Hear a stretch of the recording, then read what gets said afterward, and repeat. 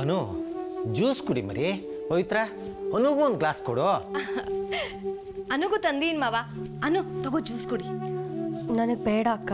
ಯಾಕೆ ಬೇಡ? ಎಲ್ಲರೂ ಕುಡಿತಾ ಇದ್ದಾರೆ. ಫ್ರಿಜ್ ಇಟ್ಟಿದೆ, ಚಿಲ್ಲಾಗಿದೆ, ತಗೋ.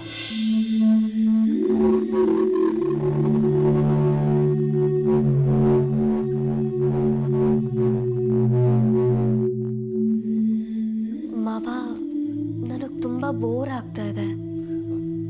ಯಾವುದಾದ್ರೂ ಸಿನಿಮಾ ನೋಡ್ತೀಯಾ? ಟಿವಿಡಿ ತಂದು ಕೊಡ್ಲಾ?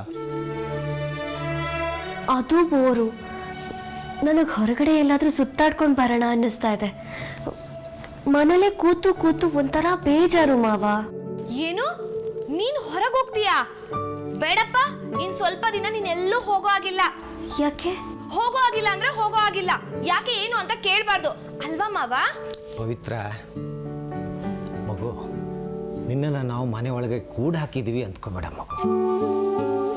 ಆದರೆ ಇಂಥ ಸಮಯದಲ್ಲಿ ನೀನು ಹೊರಗಡೆ ಹೋಗೋದು ಸರಿ ಅಲ್ಲ ಅನ್ಸತ್ತೆ ನನಗೆ. ಇನ್ನೊಂದು ಸ್ವಲ್ಪ ದಿನ ನಾನೇ ನಿನ್ನನ್ನು ಹೊರಗಡೆ ಕಳಿಸ್ತೀನಿ. ಆದರೆ ಮನೇಲೆ ಕೂತು ಕೂತು ಸಾಕಾಗೋಗಿದೆ ಮಾವ. ಏನು ಮಾಡಲಿ? ಏನು ಮಾತಿನ ಮೇಲೆ ಪ್ರಶ್ನೆ? ದೊಡ್ಡಪ್ಪ ಹೇಳ್ತಿರೋದು ಅರ್ಥ ಆಗ್ತಿದೆ ತಾನೆ?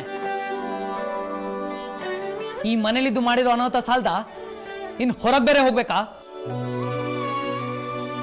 ಅವಳು ಹೇಳೋದ್ರಲ್ಲೂ ಅರ್ಥ ಇದೆ. ಪಾಪ ಮನೇಲಿ ಕೂತು ಕೂತು ಬೇಜಾರಾಗಿದೆ. ಅಲ್ಲ, ನಿನ್ನ ಒಂದು ವಾರ ಮನೇಲಿ ಕೂಡ ಹಾಕಿದ್ರೆ ನಿನ್ ಬೇಜಾರಾಗಲ್ವಾ? ಅಂತ ಕರ್ಮ ನಂಗಿನ್ನೂ ಬಂದಿಲ್ಲ. ಬಂದಾಗ ನೋಡಿದ್ರಾಯ್ತು. ನನಗೇನಾಗಿದೆ ಬಾವ? ನಾನು ಯಾಕೆ ಹೊರಗಡೆ ಹೋಗಬಾರ್ದು?